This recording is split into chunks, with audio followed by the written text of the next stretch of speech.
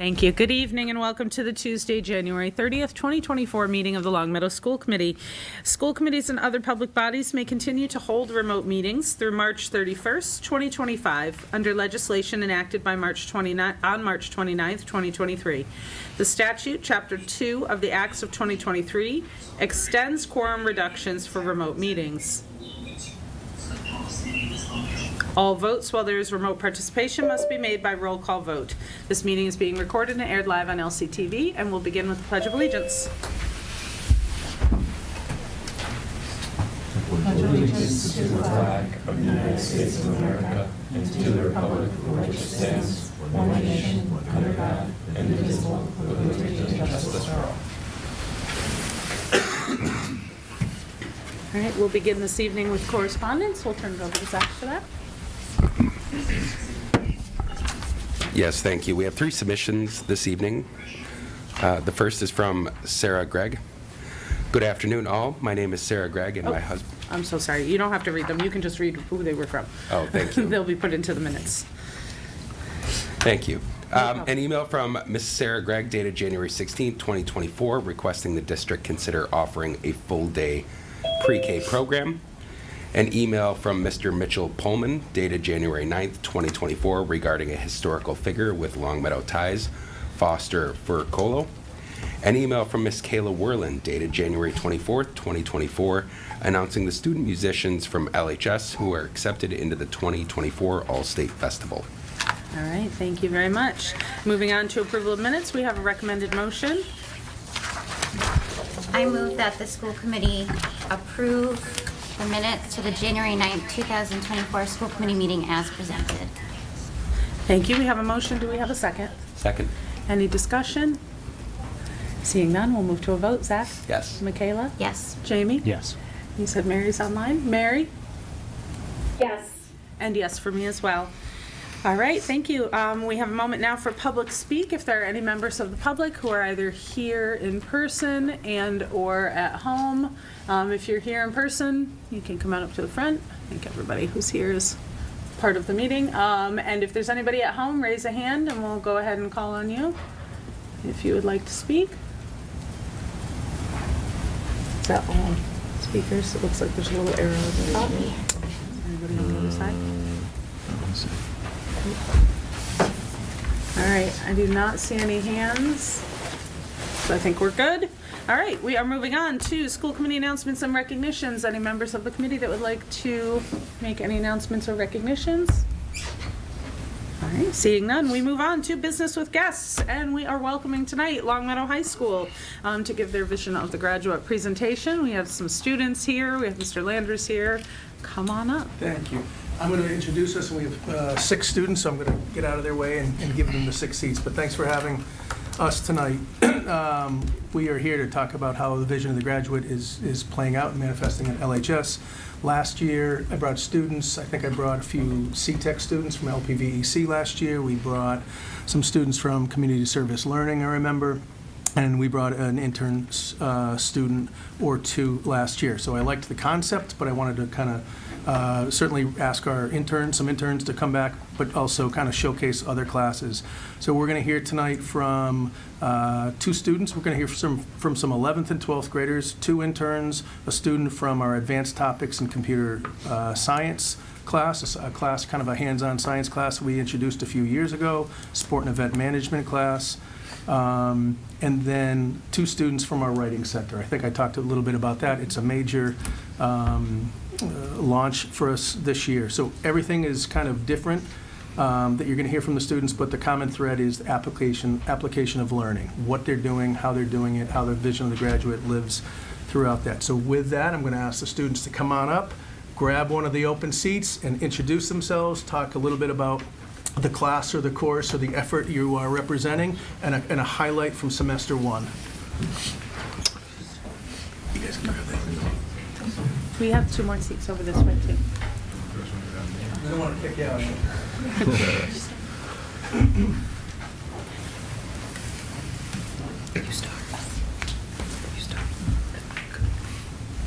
Hi, I'm Anna, and I'm a junior at the high school. So I'm here, and I'm a project manager of the Writing Center. And so this year, Mr. Weil created the Writing Center where students can come and get help from other students for any class, for any writing. And so basically we've seen over 600 appointments this year in the Writing Center, and it has been very successful. And we have over 60 tutors that are available throughout their ice blocks during the day.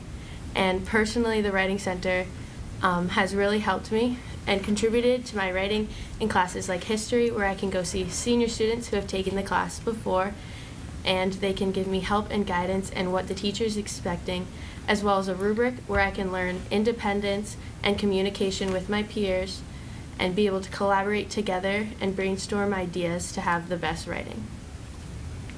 Hi, I'm Zainab. I'm also a junior at Long Meadow High School. I'm a tutor recruitment manager on the executive board for the Writing Center. This was my first year, well, this is the first year for the Writing Center, but I think it's genuinely been such a great addition to the LHS community. It's helped so many people. You've had freshmen come in, you've had seniors even come in, just like, wanting to talk about their essays. If you don't understand the prompt, you can always just have a nice conversation with one of your tutors, just brainstorming ideas of what you're gonna write. People have come in asking for history help, writing up lab reports. It's not only English, it's just we offer help for resumes, we offer help for writing speeches, so you can come in and help for like a multitude of things. And it's amazing to see how your writing can be improved so much by just communicating and just by talking about your prompt, just by getting your ideas out there before getting them down onto paper. And I think the Writing Center is a great addition and a great help for that. Good evening, everyone. My name is Olivia Boshin. I'm a senior here at LHS. I recently participated in the internship class. My internship placement was at the Springfield Jewish Community Center, specifically in the Early Learning Center. This is the daycare area of the JCC where children attend during the day. My focus was working in and learning about the administrative office. The reason I chose this internship class was because the seniors before me highly recommended this class. Interns learn lifelong skills in the workforce to help navigate a future career path. The class encourages relationship building with wonderful people, including the teacher of the class, Miss Corbett. Additional takes were learning the importance of independence, personal responsibility, and accountability among a team. Thank you. Hi, my name is Gabrielle Walbridge. I'm also a senior here at LHS. I'm here to represent Mr. Pantusco's Sport and Event Management class. During my time in this class, I was a part of many wonderful events, including a fall festival at Blueberry, the high school pep rally, and my personal favorite, the annual Shrill for Strength. Our class took on planning and putting on these events using teamwork, communication, and dedication. Being able to have such an important role in events that mean so much to so many people was truly something special. I would not have been a part of anything like this if it wasn't for this class. Sport and event has taught me many valuable life skills such as public speaking and personal relations.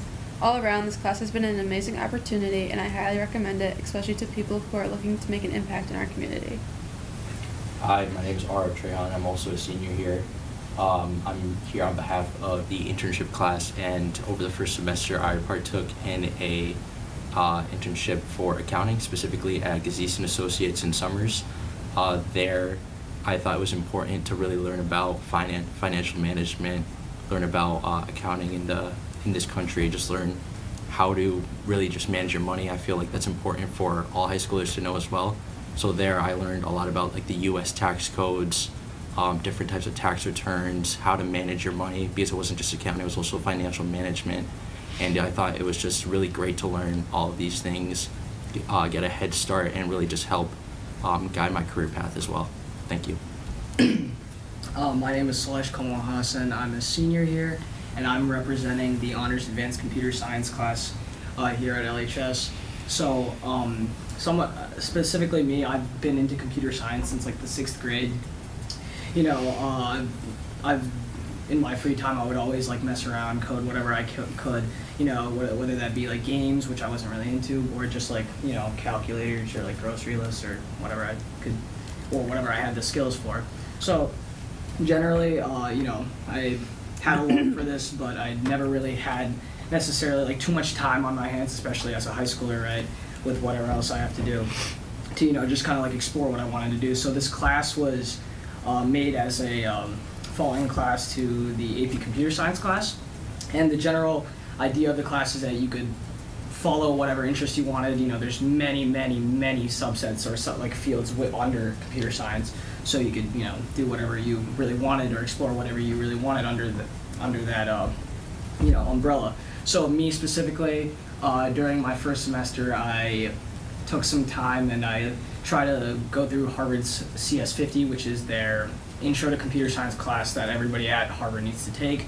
So during my time in the class, I would just spend time doing their problem sets, learning how to code in Python. Specifically, I learned Python. There's other variants, but I would spend my time doing that, going through the problem sets, exploring what else I could do with whatever I was learning there, and then maybe a couple months in, I realized, okay, I have a pretty good feel for this. You know, I'm gonna try to find something else, right? So ChatGPT became a thing, as we all know, right? So that's generally based off of you know, the development of AI, right? So that gave birth to a new field known as data science, right? Which is more of an intersection between computer science and statistics because of the fact that machine learning and like how AI develops, right, gets smarter is based off of data, right? So using data science, right, which is the subset where computer science and statistics overlap, that's a new field that kind of came into play. So I was kind of interested in this.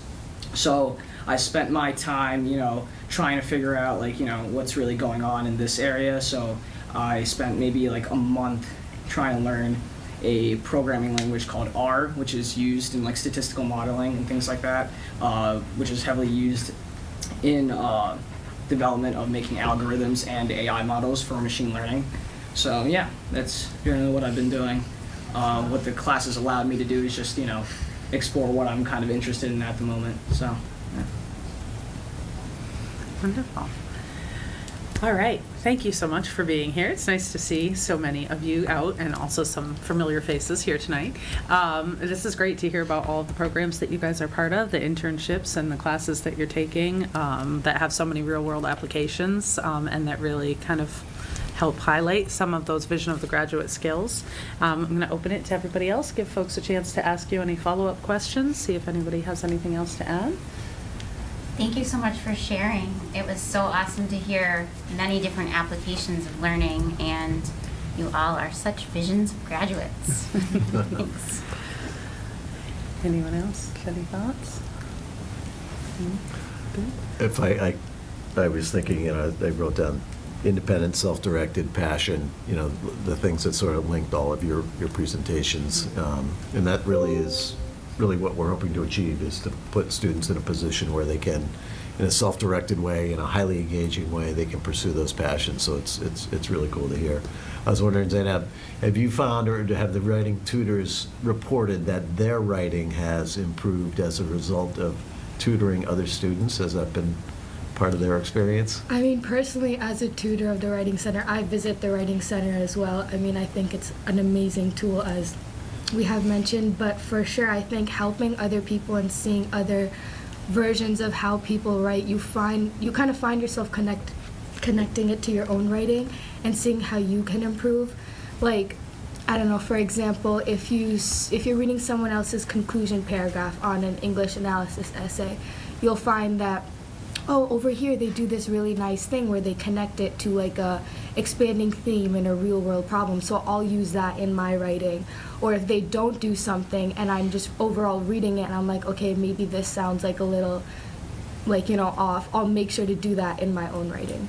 So it's very valuable for tutors as well. You mentioned quickly one thing. You said there's an executive board. So tell us a little bit about that, because I thought that was really neat to hear that the students are involved in the operations of it as well. Yeah, so Mr. Weil recently opened up an opportunity for juniors to, apply and be a part of the executive board. There's a project manager, there's a tutor recruitment manager, and there's a media consultant, which basically all come together. Those are the really three big parts of the Writing Center that are necessary to like have it functioning. Like, someone crunches all the numbers of who's coming in, who's doing what. Someone helps recruit tutors. Someone advertises the Writing Center, and I think it's a great way to involve your tutors on a deeper level into the Writing Center. It just really shows how much of a great tool it is. That's wonderful. And Ari, we have Ari, RF, yes. we have a budget presentation tonight, so if you want to stick around and critique our accounting, Mr. Mazza maybe could use some support. You guys are amazing, really, really impressive. And it's just cool to see the passion and the opportunities to be self-directed. You're light years ahead of where I was as a high school junior or senior. It's amazing. Yep. Great stuff. And really setting a lot of foundations too. The Writing Center work, I see this continuing on long after you guys have graduated, and you're building a real foundation here. And these internship programs, the same. You guys have been a part of programs from the early beginnings of these, and that's going to be something that helps move that process forward with every graduating class after you too. So thank you for all of your reports and time here tonight, and the work that you're doing out there in the community and in our school. Thank you. Thank you. Nice job. Nice to see you all. Well done.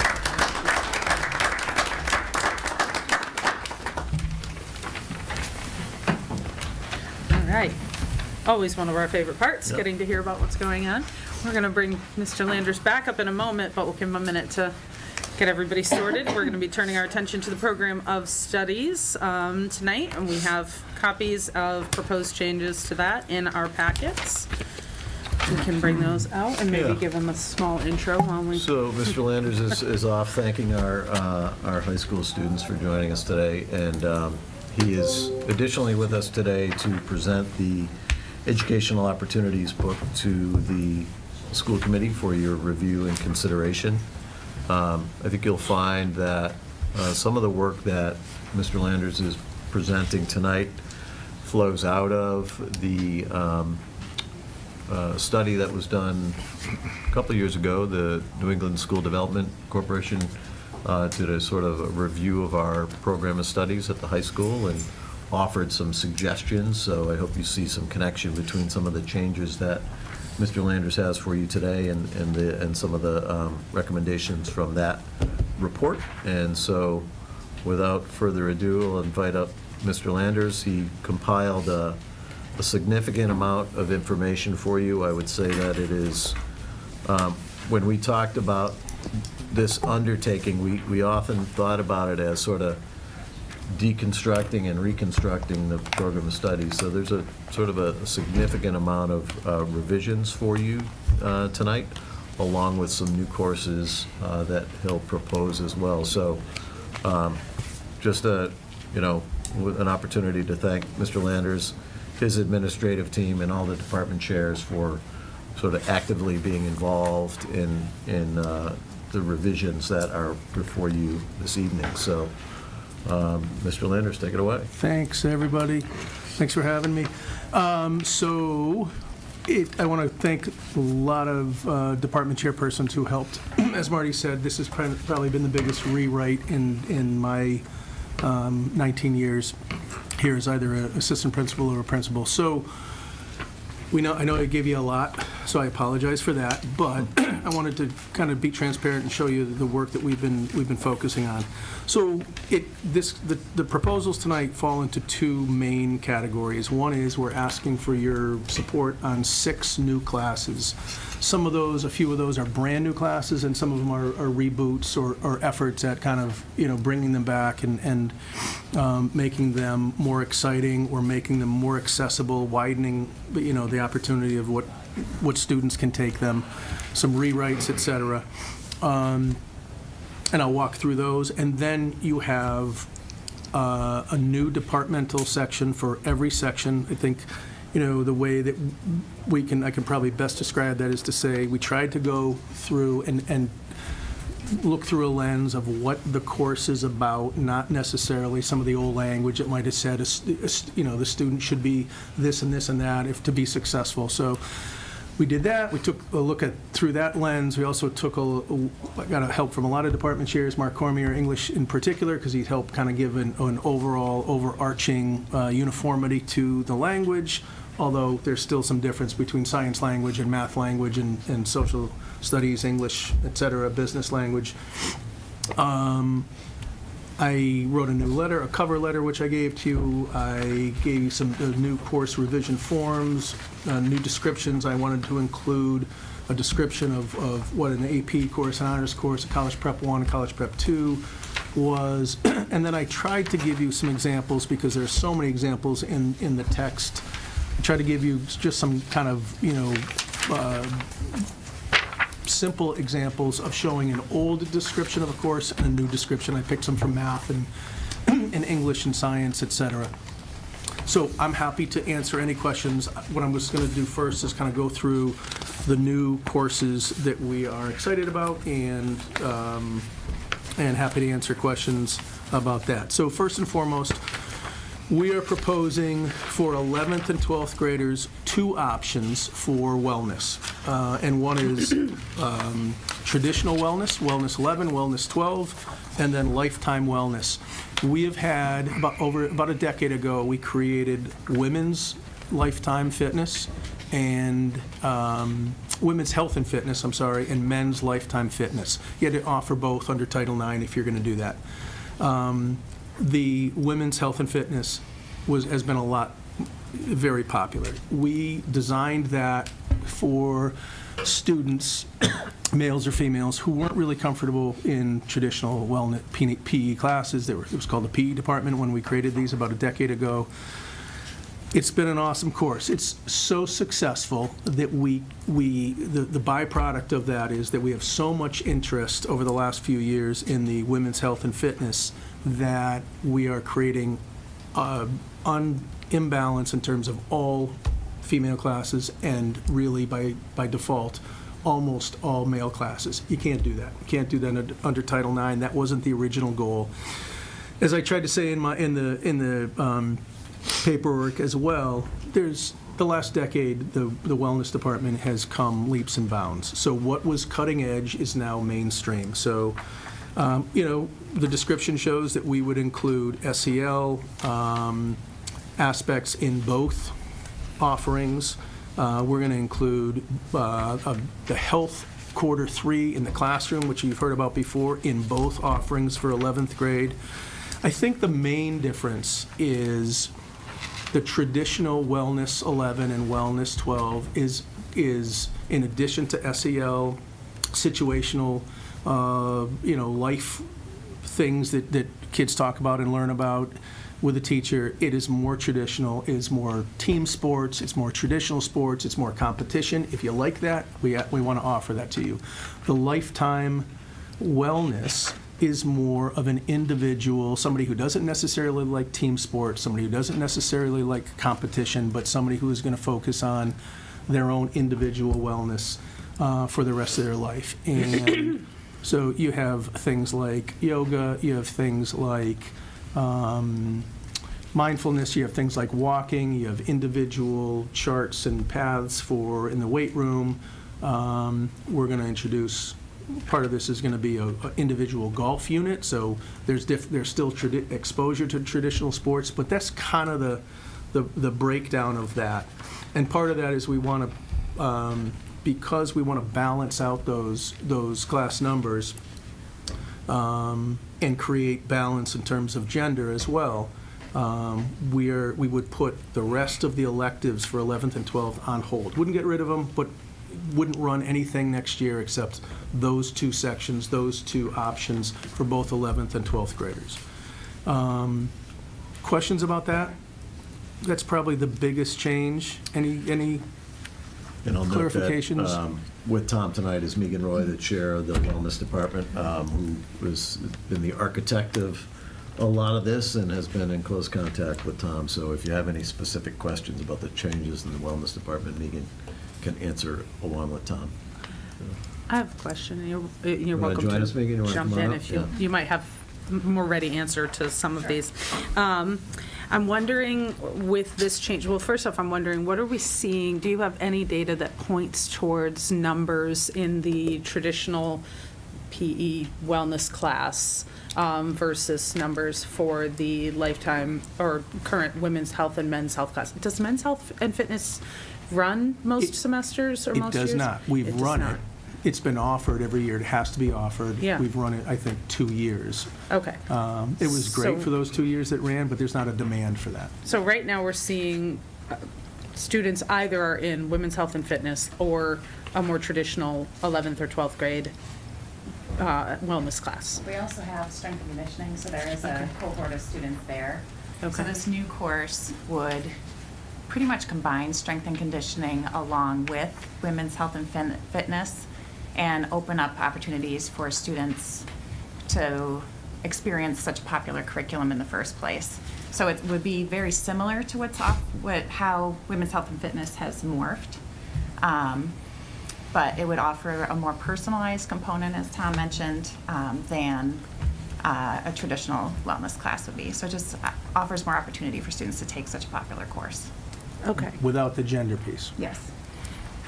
Okay. So I'm just curious, are we seeing right now that in the traditional 11th and 12th grade wellness classes, are those predominantly male students that are taking them? Yes, Or are they especially pretty junior year evenly for some mixed? reason.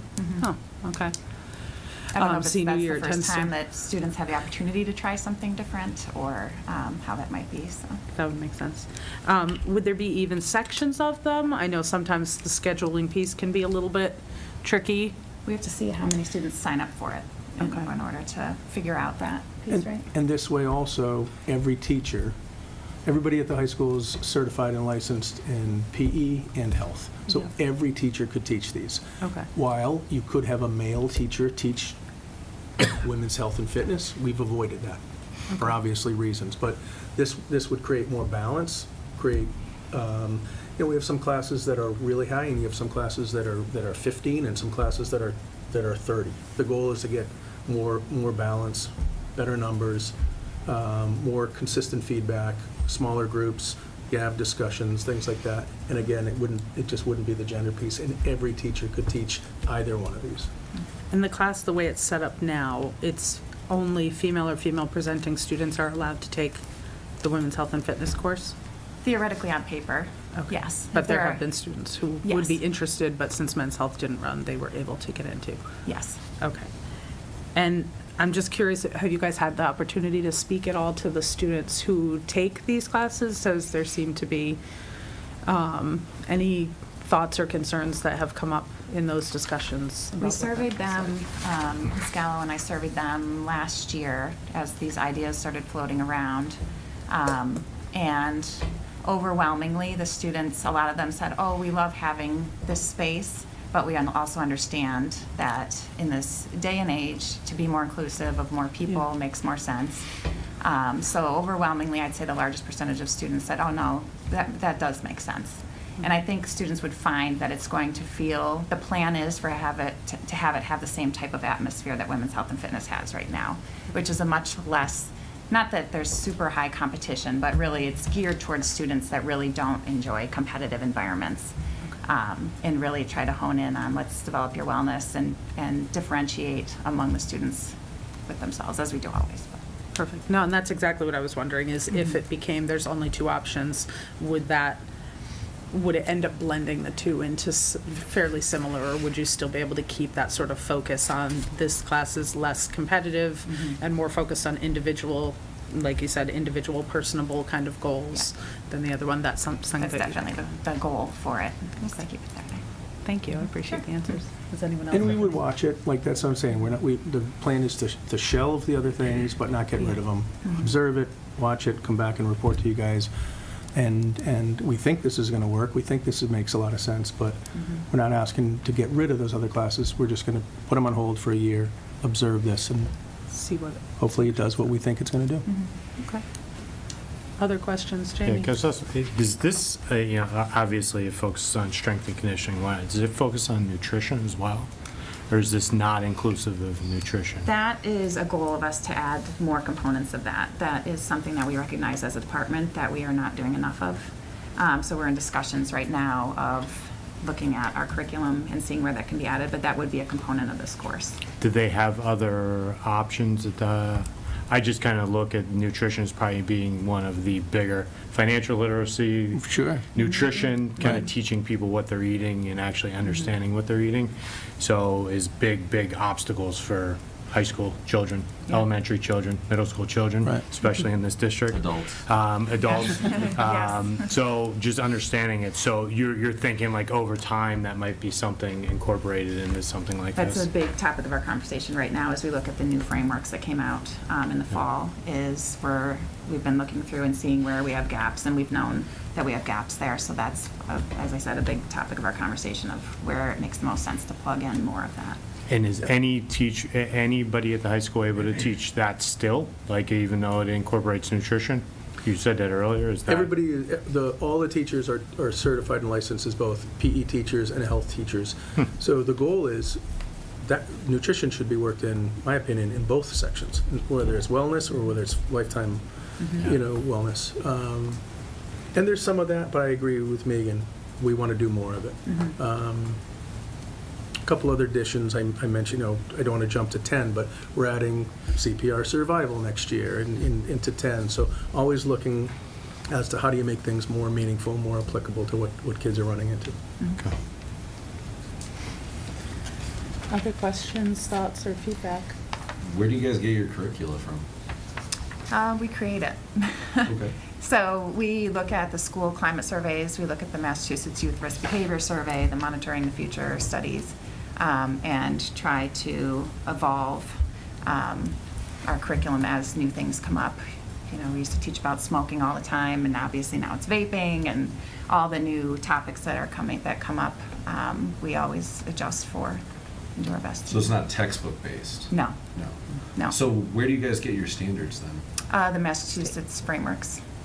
I apologize. Where do you guys get your guidelines from? Massachusetts frameworks. Okay. So we've been working off the 1999 frameworks, and until 1999? they were just updated this fall, Okay. So the state ones. for example, for like health class, Mhm. teaching about wellness, Mhm. there's no like adherence to the American Academy of Pediatrics, like. We use those as references. Okay. They don't have a specific curriculum that I'm aware of. No, but as far as yes. like got the guidelines, for example, for talking about obesity, Sure. nutrition, diabetes, things Mhm. like that.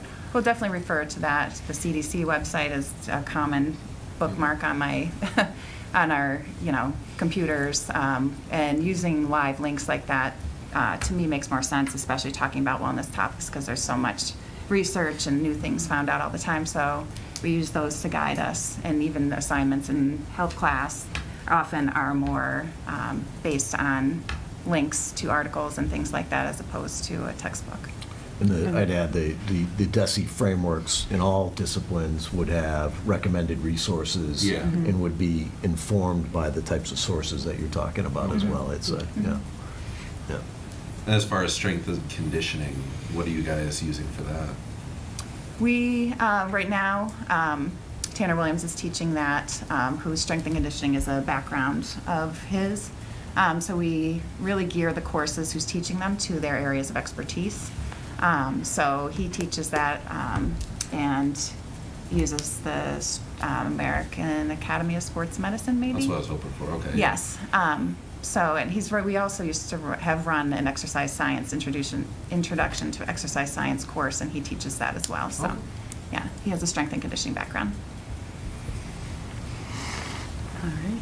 Guess that's one more Thoughts? quick Yeah, question. Jamie. Sure. Have we engaged any of like local universities to start pulling in what they're, I'm assuming we're doing that? I have very, very strong ties to Springfield College, so we use Okay. them all the time. And kind of pulling in some of the new, because a lot of the local universities are doing very, Yeah. because there's some doing blood flow restriction at certain universities that are kind of trying that. Sure. And different things, just to teach them not to have our students do that, I get that. Right. But just, introduce them to different ideas, different concepts. Yes. Okay.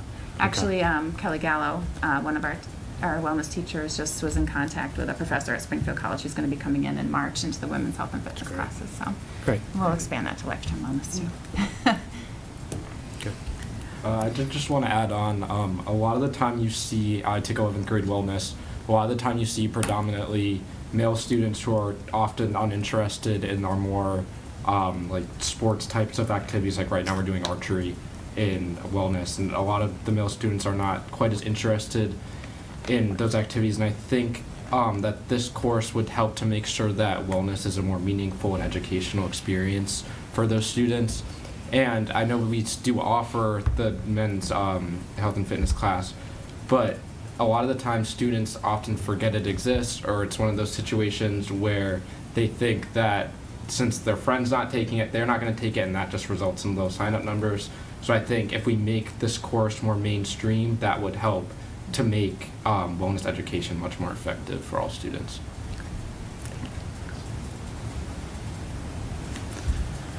All right. Seeing no other thoughts, you That's wanna why I brought me again. No, that was perfect. Thank you so Thank much you for so coming much. out tonight. I appreciate it. Appreciate it. So we anticipated questions about that, so in all seriousness, that's why I asked Mr. Roy, who's been doing great work in this. So really, that's, I would say, our biggest ask tonight. We have a communications class. Communications class has been on the books. It's in the business and technology department.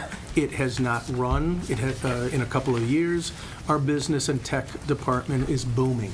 They have so many students. They have more students sign up for their classes sometimes than we can schedule.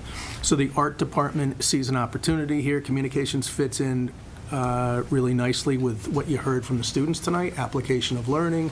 If you look at that, we would partner with LCTV. LCTV has, committed to partnering with us again.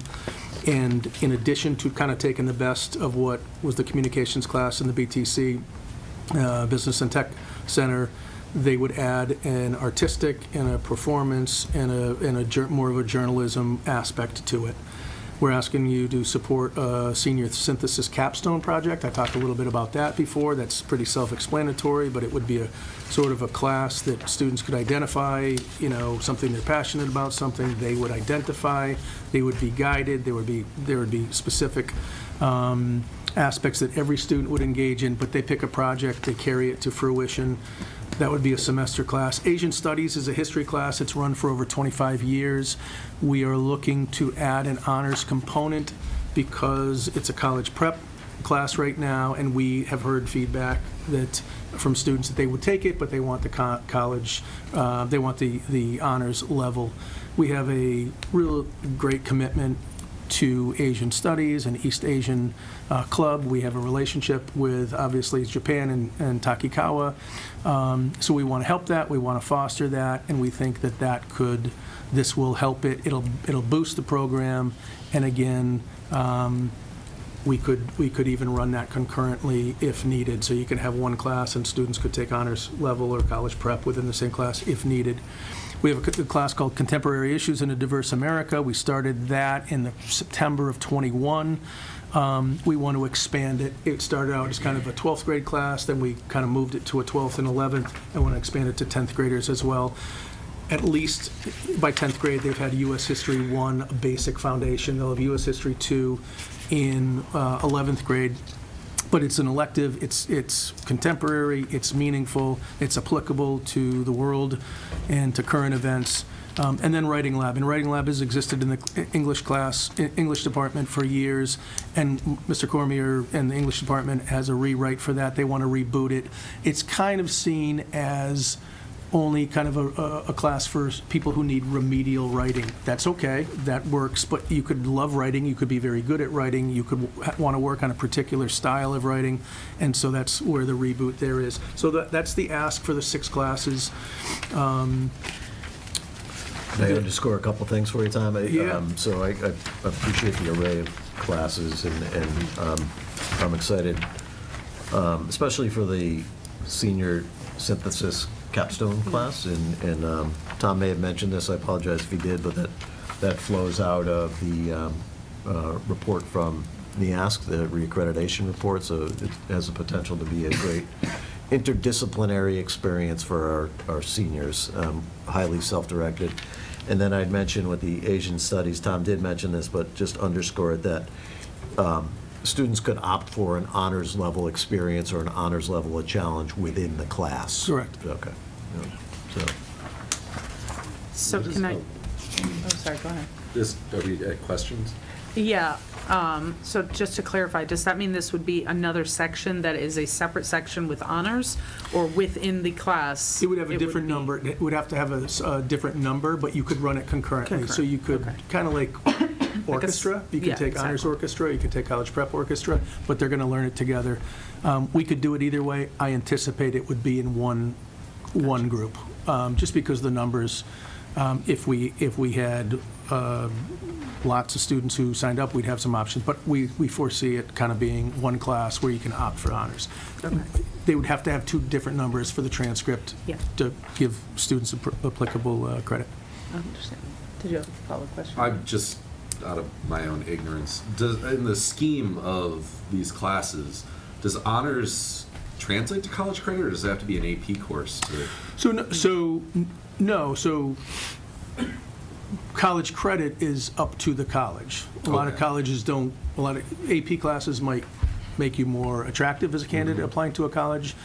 Increasingly, we are seeing, even if you do really well, many colleges and universities are not giving college credit for AP. Some do, some don't. What honors or AP gets you is a boost on your LHS GPA. That's what it really gets you. Because you do more work. From 4.0 to So there's 4.5, more depth and 5.0. things like that. So that's really the difference. Some schools, it's interesting, some schools and the universities that still give AP credit. The state schools, UMass is still friendly to that, but increasingly we're seeing even students who get 4s and 5s, they might give you, that might get you in, but it might get credit, or they might give you general credit, but they won't give you credit in that. They want you to take their math. Yeah. They want you to take their science. You know, that's what we've seen over the last several years. Okay. Can I ask a follow-up question about Sure. the senior synthesis? I can't remember if you said this last time we were here, so apologies if it's repetitive. This will be in a room with a teacher overseeing, or will the students all be connected to a teacher in the department that is more connected to whatever their research Yep, topic no, is? If someone's researching it would be a science, et class. It cetera. would be a course. Okay. So a teacher would be the facilitator, the guider, the grader. Okay. But they would be kind of similar to what Salesh explained, but it's not all about comp sci per se, you know, but they'd be working on different things. It's not in any department. Marty said it's interdepartmental by nature, it's interdisciplinary by nature. We wanted that to be that way to start, so anybody could teach it, and we'll watch it and see student interest, and we'll see if it falls into a particular department or two in the future, but it would fall under any teacher could teach this. Okay. No, I like This is that. It gives okay them- tonight, we will go and I have about a half a dozen teachers who have expressed some interest. I would meet with them, and then I would work with them so they build, kind of write the course beginning now and over the summer and hit the ground running in September. Okay. No, that's good. It doesn't, that way it won't narrow the field of research the students are Yep. potentially interested in. Yep, They won't feel. that's the hope. So anyway, those are our asks for courses. Again, I'm happy to answer anything else, any of the rewrites that we have submitted as proposals. I think that pretty much explains our ask for your support tonight on these revisions and courses. So revisions-wise, just a note to say that I definitely appreciated the lining up of the old versus the new. It was helpful to be reminded of what the old language was.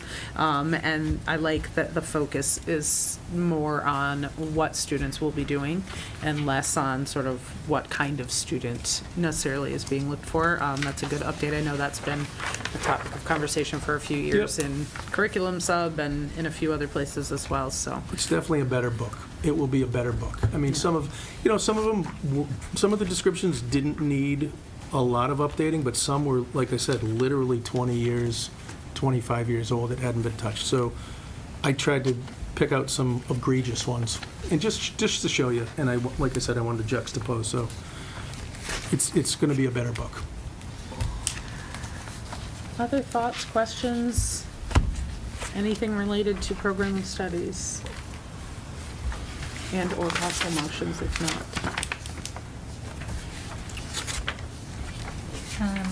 Let me get it. Sure. I move on the recommendation of the superintendent the school committee approve the 2024-2025 Long Meadow High School Program of Studies as presented. We have a motion. Do we have a second? Second. Thank you. Any discussion? All right, I'll just jump in to say I'm looking forward to hearing how this goes over the year, and look forward to hearing back next year and seeing where you guys landed moving forward. All right, any other further discussion? Seeing none, we'll move to a vote. Zach? Yes. Adam? Yay. Michaela? Yes. Jamie? Yes. Mary is no longer here, correct? And yes for me. All right. Thanks, everybody, appreciate it. Moving forward, thank you. Thank you for coming out tonight, appreciate it. Thanks. All right. Budget, All right. here we go. Let's see. I feel like we're about to enter a prize fight or something. For your consideration tonight is a recommendation for the fiscal year '25 budget. This is the budget that would support our activities and support student learning in the '24-25 school year. So as you can see, our administrative team has joined us, and I guess we can keep them in the comfy seats for now, and if there's some specific questions that pertain to your role, you can come on up and join us. But I present this budget on behalf of the administrative team. This is a reflection of their hard work. It's a reflection of the hard work of our educators and the many great things that are happening in this district. A thank you to town officials in Cottington, the finance director, and town manager Lynn Simmons for keeping us informed on sort of what the town's fiscal position is and how it's evolving. And most especially thank Tom Mazza for his incredibly hard work pulling together the very detailed budget documents that are in your folder. I have the simple pleasure of going through a slide deck that overlays an incredible amount of detail. So to Tom, thank you for your hard work on that. And he will certainly jump in and clarify if anything needs clarification as we go along. So a sort of familiar set of budgetary goals for your consideration. Obviously, a long-standing commitment to excellence here in Long Meadow, but I think it's important that we ensure that our budget is aligned with our district improvement goals, and that we aspire to developing a budget that is supportive of our three goals in the areas of multi-tiered systems of support, universal design for learning, and ensuring that we have a broad vision of student success, one that was so perfectly represented by our students tonight, and I think was so perfectly represented by the educational opportunities changes that Tom presented earlier. So it was a good tie-in to think about how we're trying to change that vision of student success here in Long Meadow. We obviously want to present a budget that is cost-effective and sustainable for the residents of Long Meadow. We want to maintain a budget that, propose a budget that maintains our longstanding commitment to optimal class size. That's long been a priority in Long Meadow, and we want to do our best to commit to that, to continue to commit to that. We want to honor our collective bargaining agreements and our contractual obligations across the district. We have an incredibly dedicated staff, and they do amazing work every single day, and I'm proud of how they support student learning and student well-being and student growth. So that's important that we have a budget that honors those commitments. The budget needs to be responsive to shifting enrollment patterns and regular commitment to communicating this out to stakeholders, so you can count on me updating the community at some point following tonight's presentation. If there's one slide that sort of captures at the very highest level the budget recommendation for you to review tonight, it's this one, and this you'll see that this recommendation incorporates a general fund request that is $1.3 million over FY24. So the general fund contribution that would come from the town of Long Meadow would be $40,231,176. Special revenue, you'll see that we're projecting a $23,000 increase over FY '24. Special revenue refers to either competitive grants or entitlement grants or other special revenue from the state or the federal government. And you'll see that our total budget recommendation here would increase our budget by $1,358,188 over FY '24. So that's a summary at the highest level, but sort of working backwards and building back towards that slide, I thought it would be useful to talk a little bit about, how that multi-tiered system of support plays out here in Long Meadow, what it means for the ways that we support student learning. So we talk about tiered systems of support, having a continuum of supports available to students. At Tier 1, this is sort of the universal instruction and support that students receive. We want to ensure that students are receiving research-based instruction and that we are providing high-quality instructional materials to our staff and our students.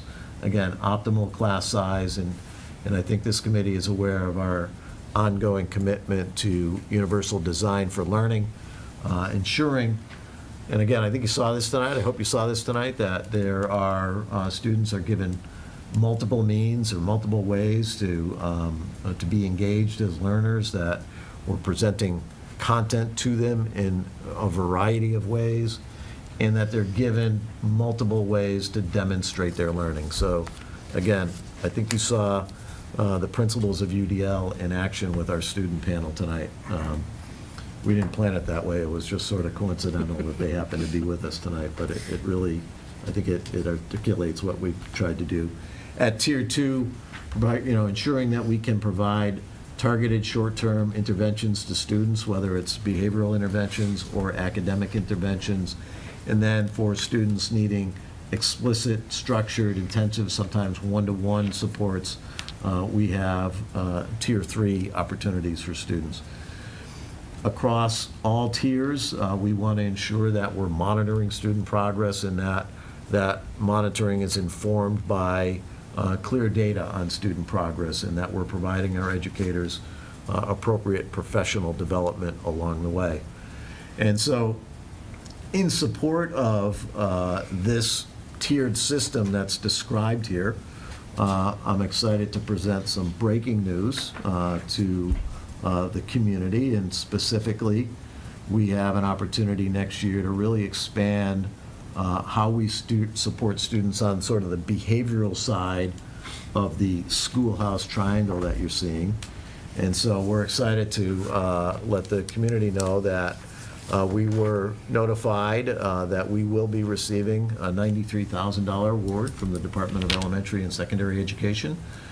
This is a highly competitive grant that we secured, and it will be in support of student social emotional learning, their behavioral and mental health, and an overall wellness grant. And so kudos to the entire administrative team for creating sort of coherent approaches that were appealing to the grant reviewers.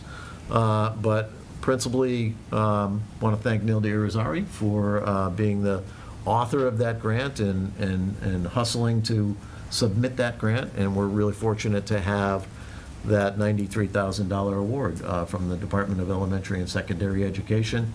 It will provide opportunity to invest in progress monitoring systems, perhaps some furniture for de-escalation spaces. Second step is a program that we use for Tier 2 behavioral interventions, and so we think that we'll be able to secure some second step materials and needed professional development for staff. So that's great news, and it really will help us build out these tiered systems of support that we're talking about. So it's kind of relevant to the budget process in the sense that I know Michaela had asked me earlier today about what are we doing to chase down grants, and that's an ongoing commitment of ours, is to sort of see what's out there and see what opportunities we can apply for. We also recently received it's a modest thing, but a $10,000 grant from DESE for chronic absenteeism. And of course, we have our entitlement grants that we'll talk about later. And we're still enjoying the benefits of the Close Community Grant, which provides significant resources for prevention, substance use prevention and intervention activities across the whole community. So we are, I think in tight budget times, scouring the landscape for grant opportunities is even more important. So this is my sort of cost of doing business slide. The Department of Elementary and Secondary Education establishes for every district a foundation budget. And the foundation budget is described as the minimum amount that a district would have to spend to adequately educate the students in the district. And now, of course, Long Meadow goes well above the minimum requirements. We go well beyond the foundation budget. But the reason I present this now is I think this tells a story. And I think it tells the story of the escalating costs of doing business in education nowadays. And if you look at, in just 4 short fiscal years, the foundation budget has increased by, help me out with my math, Mr. Mazza, by about $5 million or so. And so, I think it's a reflection that there is a statewide consensus that, frankly, the cost of doing business, cost of operating a district and educating students appropriately has gone up for a variety of reasons. And so I think it's just sort of worth showing that data as part of the story, part of the wider context. Now, in support of that, the state of Massachusetts supplies Chapter 78. This is the primary source of educational aid that the state distributes to cities and towns across the Commonwealth. You'll see that, encouragingly, the state really made a concerted effort to meet the demands of the foundation budget in recent years. And there was significant increases in Chapter 78 in from FY 21 to 22 to 23 to 24. Note the drop off in FY 25. So districts across the state are expecting to receive far less in Chapter 78 than we have. I shouldn't say far less. The increase is far less than what we have experienced in recent years. So what does that mean for Long Meadow? Here in Long Meadow, last year, in fiscal year 24, the town received just over $7 million in Chapter 78. In FY 25, based on the budget that was released by the governor last Wednesday, we're projecting that we will receive $7.1 million in Chapter 78. That is an increase of just $81,690. So when you compare it to the increases that we've seen in recent years, it pales in comparison. And that's a challenging number. It makes for a challenging budget season for us, frankly. That $81,000 is representative of a $30 per student increase. It's the minimum increment that a district could receive. Long Meadow was there's 319 operating districts in the Commonwealth. We were one of 212 that received the minimum.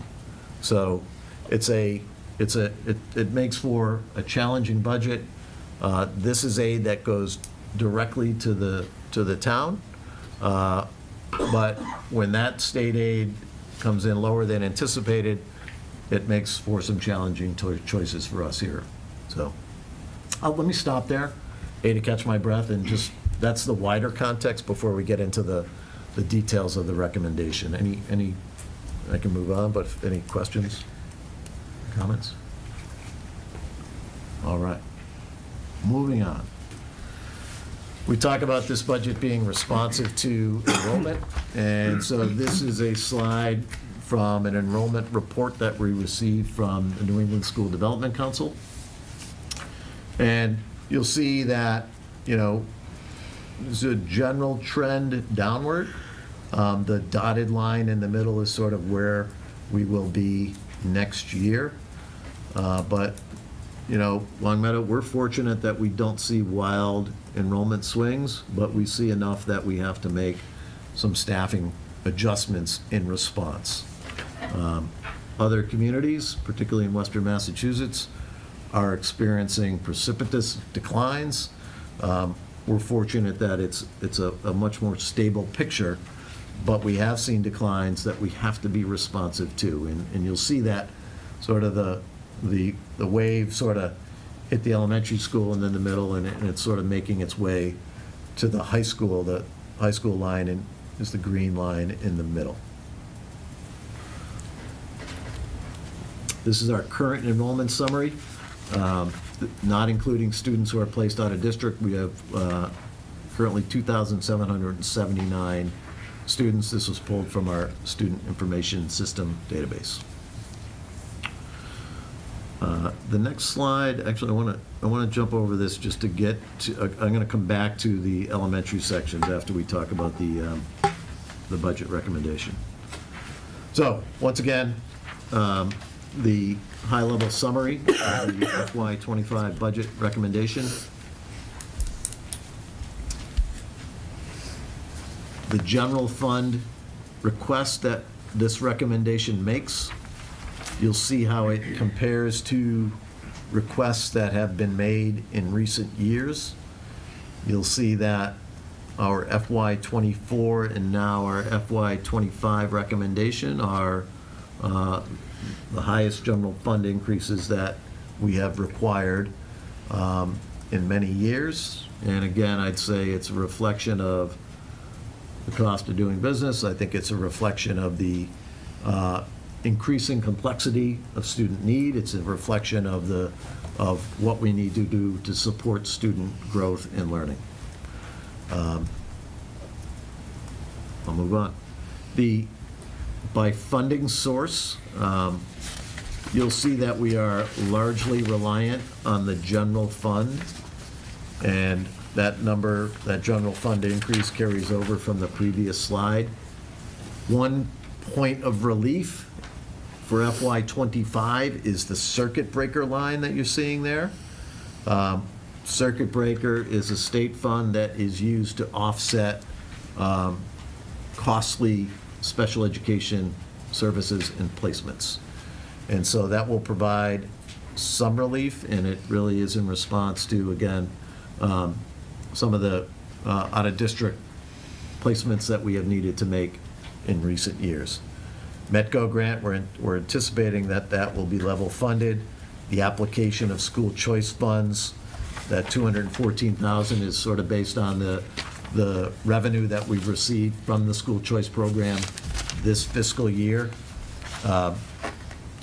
This committee knows, but for the wider community, that when we take in school choice students, we receive, as a baseline increment, $5,000 per student.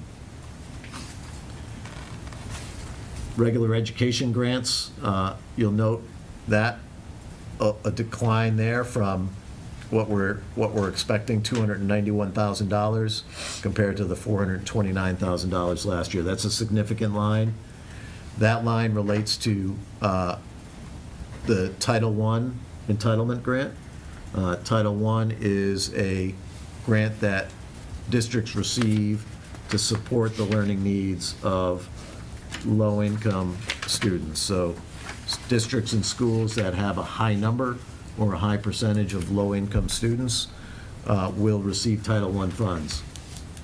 So based on some FY22 census data, we are expecting that the federal government has determined that we have fewer students meeting that income threshold that would result in Title I, the Title I funding. And so that Title I entitlement grant has been cut significantly by about 38%. Right now, Title I funds are directed towards Glenbrook and Wolf Swamp based on the percentage of students coming from families designated as low income. So that's another sort of fiscal challenge that we're facing. Special education, these are entitlement grants. We're anticipating, these are numbers that won't be fully known to us probably till the summer, but we're anticipating that the major federal grants supporting special education would be level funded. We have no reason to believe that they'll go up or down in any way, and some other special revenues that have a modest adjustment. So, let me pause there before we get into some of the specifics of the recommendation. I think we're good. Okay. Keep going. All right. So this is a sort of familiar presentation format for you, I hope. And on the right are some of the additions and increases associated with this recommendation, and on the left are some of the reductions that come with this recommendation. So I wanted to start by highlighting the items in the top right. These are the main drivers of the FY25 budget.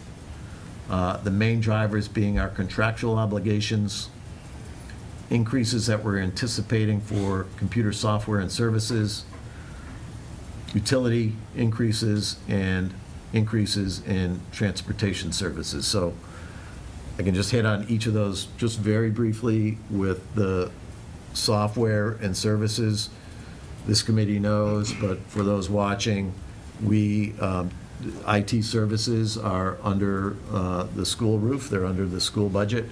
And so next year, we're anticipating that the contract for Munis, which is a procurement software, will, as it transitions to the cloud, that we're going to require an increase. There's some cybersecurity software that we'll need to adopt, and then also a work order system that will support the DPW and facilities management.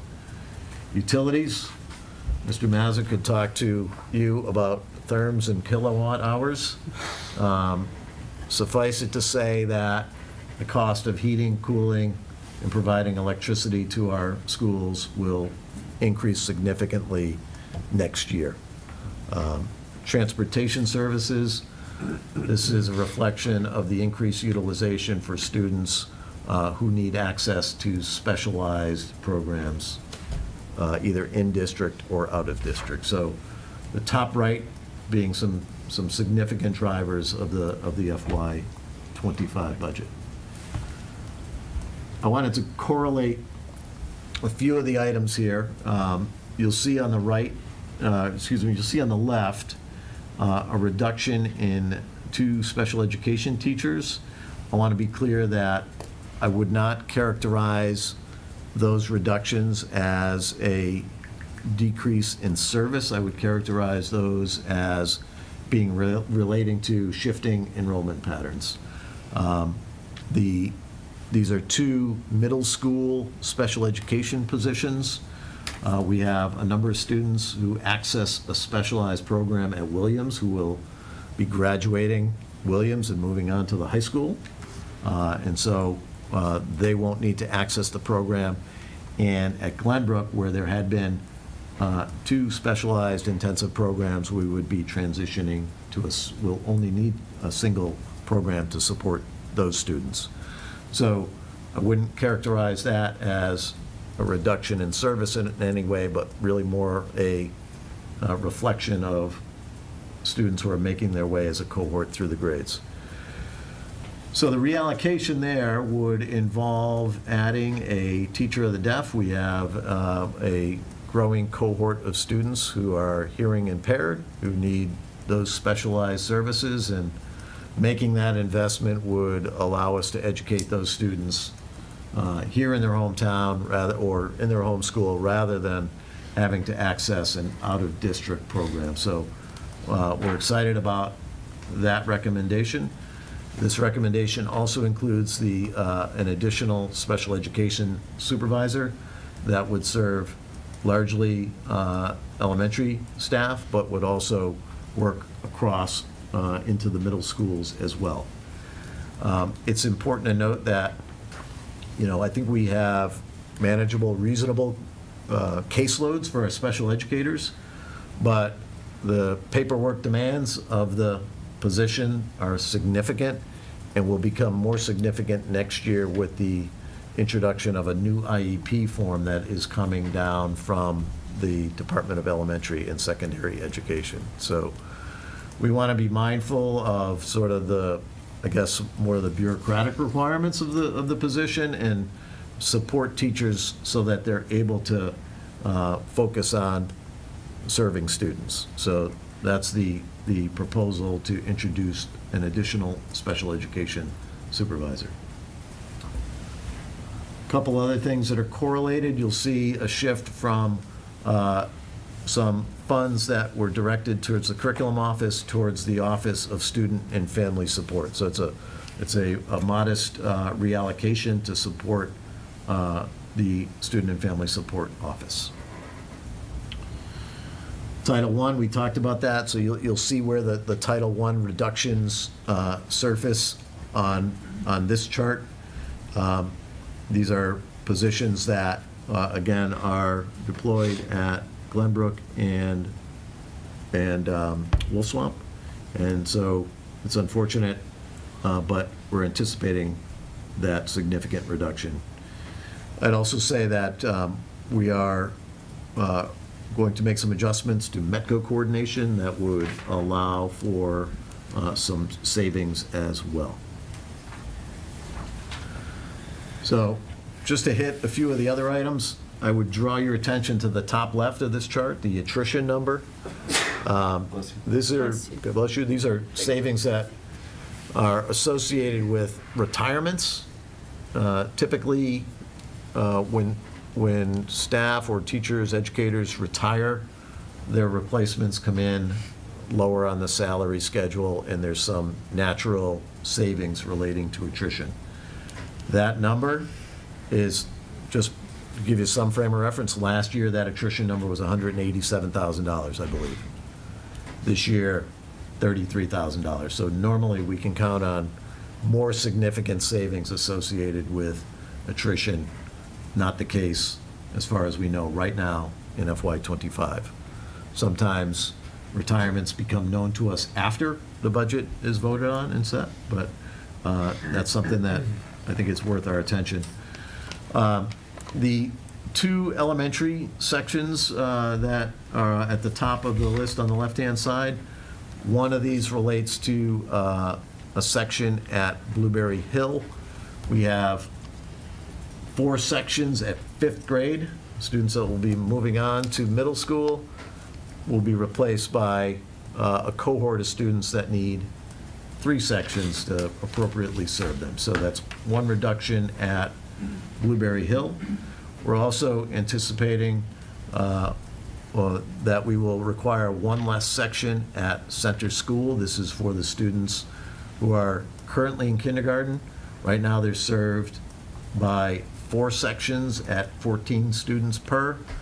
Next year they would be in 1st grade with 3 sections at 19 students per section. This recommendation also proposes a reduction in elementary music. Last year we were in a position to make an investment in elementary music. We had hired a band teacher, and I think the good news is that elementary band numbers are up. We feel that we can sustain those increased numbers in band with the staffing that we currently have without that additional in music position at the elementary level. It also works into the middle school 1 day a week as well. At the high school, we are anticipating that there'll be approximately 20 fewer students next year. That's always a kind of a shifting number. Sometimes we have enrollment that increases as students make their way into 9th grade, but we're anticipating a reduction in enrollment at the high school, which would yield a reduction of a half a position, 1 FTE, 1 full-time equivalent at Long Meadow High.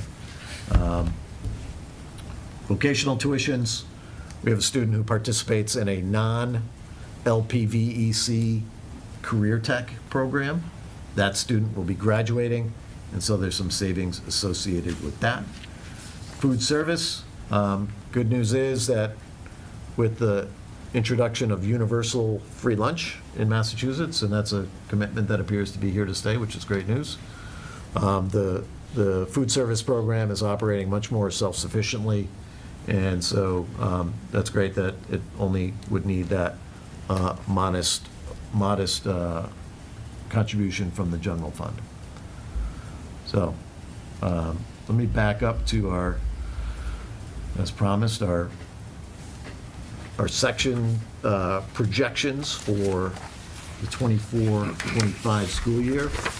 I caution anyone looking at this that, these are based on January 2024 projections. We watch enrollment patterns into the spring and the summer, and sometimes we have to make adjustments in response. I think we make these decisions to try to keep down class size, but we also try to be responsive to the needs of a particular cohort at a particular grade at a particular school. So this is our current projection of class size at the elementary level, and we can come back to this slide or any others that the committee has some questions about. And at the middle school, the numbers you're seeing here are averages. They're sort of based on an even distribution of students across 5 sections at each grade level. The truth is, because of signups to foreign language and math, that those numbers, there's a range, really, is probably a better way of presenting it, but we can't present that range until all the signups are in. All right. Finally, there's some information on our full-time equivalents here. You'll see that this budget projects a reduction of 5.5 positions across the school district. And I might say that this is the most important, one of the most important slides for us tonight. I want to say that the bullets on the right remind us that this is an unsettled picture. There is additional information to gather. There's budget variables that need to settle in. We need to understand the town's fiscal position. Candidly, we need to understand if this budget recommendation is one that they can sustain and manage. And that's something that we are in the process of trying to understand now. Final state aid levels, kindergarten class size, final utility numbers. We haven't locked into the rates on our utility contracts yet. That's ongoing. Class signups, fee-based services play into the revenue that we receive, enrollment over the summer, and then whatever our school choice and METCO levels are, that also influences the budget. So not a settled picture based on, this is our best projection based on the best information we have today. On the left side, and I just want to, I know this is a bit long-winded, but a couple of key points here that are worthy of our attention. I'm going to start with the second bullet on the left. I don't think I would be representing the sentiment of the administrators that are here tonight if I didn't say to you that this budget, frankly, doesn't allow us to make what I would say are some critical investments in the types of behavioral supports that are articulated in the MTSS framework. Just as we have academic interventions, I think it's important that we continually look for ways to provide appropriate behavioral interventions for students. So I just want to highlight that as something that, is something that we have supports and interventions in place, but this budget wouldn't really allow us, frankly, to build on those existing supports and resources. The top bullet. elementary literacy adoption. As this committee is well aware, we are undergoing a review of elementary ELA. That the study group has been working hard. They have been visiting surrounding communities. They will soon begin to pilot some different programs. The goal is to bring a recommendation to the school committee in May. I don't know the exact date in May. But right now, this budget does not provide a placeholder of funding for that elementary literacy adoption. So we'll need to work through Finance Sub, and we've already had some preliminary conversations with Finance Sub about this, but we want to make sure that we're able to make that investment. The options would be potentially tapping into end-of-year funds, potentially tapping into revolving accounts, and even potentially developing a warrant for town meeting for this one-time expenditure. It's important to remember that this adoption, for the most part, would be a one-time expenditure. And it's a comprehensive adoption covering 6 grades, K through 6. And it's an adoption that covers both reading and writing. So we really need to be thoughtful about that and work thoughtfully with Finance Sub, with our town partners to ensure that we're in a position to finance the adoption of that new ELA program when it becomes identified. Athletics, I know it has been important to this committee in recent years to increase our commitment to athletics in the general fund. So that has been steadily increased in recent years. This budget does not build on that increase. Instructional coaching, again, representing the sentiment of these great administrators here, I think they would say that our educators would benefit from additional investments in instructional coaching and instructional leadership in general.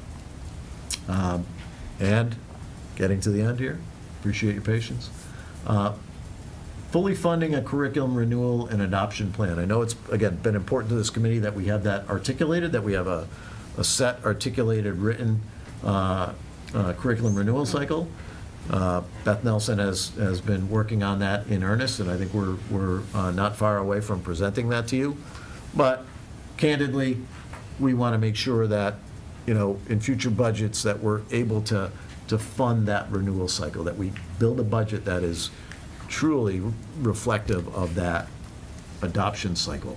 And rather than sort of, as we have, relying on sort of end-of-year funds to renew curriculum and make new adoptions, we just want to make sure that we're in a position to fund an articulated curriculum renewal cycle. Then finally, clerical support. I think, the demands are significant, and, we want to make sure that there's, that we're appropriately supporting all the operational activities that we take on across the district. So, next steps, public hearing on February 6th. School committee would potentially vote the budget on the 13th. We would present that voted budget to the select board. And then eventually, the residents of Long Meadow have the final say at the annual town meeting on May 14th. So appreciate your patience and stamina as we work through that budget presentation. Only 27 slides, Jamie, this year. Round one. I think Round one. So, for your feedback, questions, no action is needed tonight. No action should be taken tonight, but certainly we welcome your feedback, your questions, and our administrators are here to help out as well.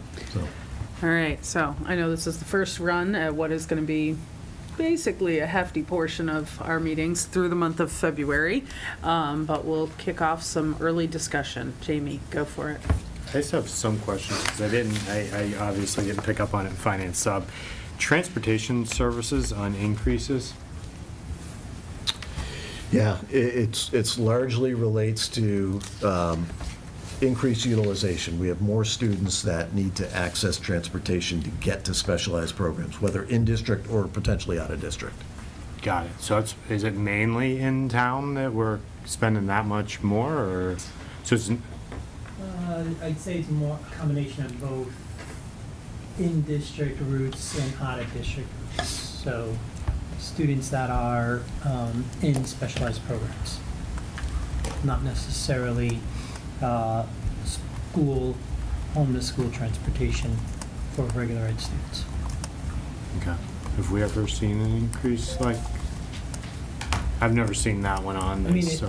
it's really equating to approximately 2 buses that have been increased, which they're running about $80,000 per vehicle, per route, over previous utilization. And then there's some increases related to just regular transportation and summer transportation included. But a majority of that is associated to those 2 additional buses being added to support students accessing those specialized programs. Got it. And then I one just Yeah. follow-up question, and then I'll come with my other ones. No, real quick. you're good. So, high level, 30,000-foot view. We're saying this year we're spending 42,109,000. We're over projected by 200,000, so really we're spending 42,300. How are we getting back to that amount? Somewhere, are we going down somewhere? Yeah, I mean, Else? I think we're monitoring it through Finance Sub. Not put you on the spot.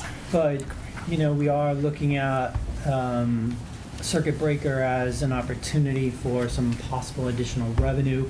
We're going to be submitting a claim in March that may result in an increase in this year's funding. So there is some ground in there, we're hoping things. Yes, to make up kinda- for now. I mean, I am Okay. anticipating that 24 will come in at our budgeted level. And then we're clean as it relates to how this slides late, okay. Correct. That's what I wasn't making, okay.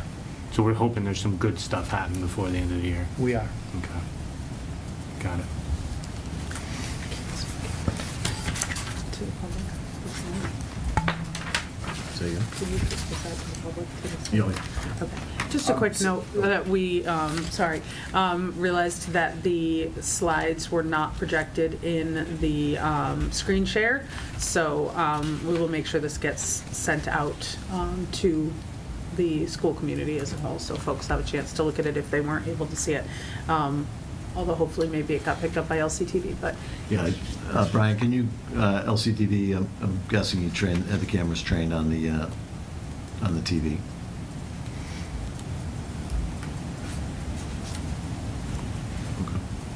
we'll find out. Okay.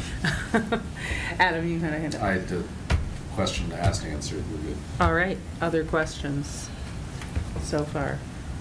Yep, I do have other ones. go for it. Just as, Take it away. because just I'll ask the same question 5 years in a row.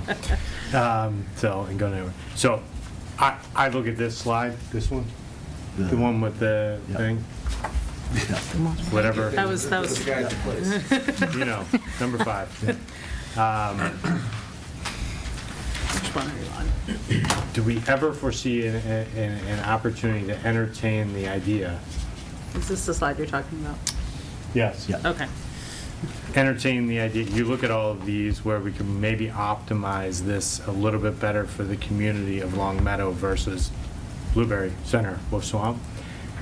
There's people who live across the street from me who go to a different school in these grades. I mean, is there really no way with this sophisticated, we have all the detail Yeah. of where everybody lives, what grade they're in, what student base. I get that there's different kids in different schools for different families, all this stuff. I don't know. I just look at it and I go, it just seems silly that we would have a 22, 0.3 or whatever, or whatever that Right. means. But in one school, yet the, other 2 schools are down at 16 and 17, yet, the right across the street from me. They live on the same street. I mean, it's kind Yeah, of, with your encouragement, we have begun conversations about sort of intra-district choice, I think is what you're talking about, where Yeah. people would have the option, perhaps, if there was open seats, yeah. to, And first come, first serve. On a lottery It's your basis, choice as a yeah, parent yeah. if you want to switch. yeah, And then when you commit to it, it's done. Like, you know, there's no turning back. We're making decisions on this. Yeah. If you make the decision Yeah. and say, I choose that I want to send my child to where there's only 16 kids in the class, Yeah. because chances are, teacher may have more time. I know Could every be. situation's different. Yeah. But if I chose that and it fits my schedule and it's actually closer school than the one I have to bring my child to or have my kid bus to, Yeah.